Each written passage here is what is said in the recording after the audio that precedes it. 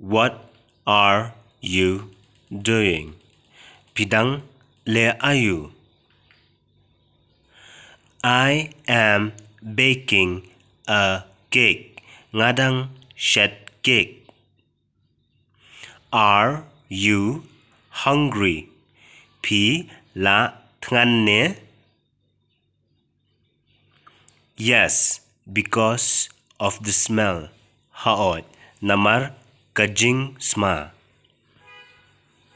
What would you like to eat? Pi kwah bam ayu? I would like to eat some breads. Nga kwah ban bam yaki ruti. Okay, I will bake a bread now. To ngan shet ruti no mynta. You will drink tea. Phin di sha. No, I prefer coffee. Em nga kamla daka kopi.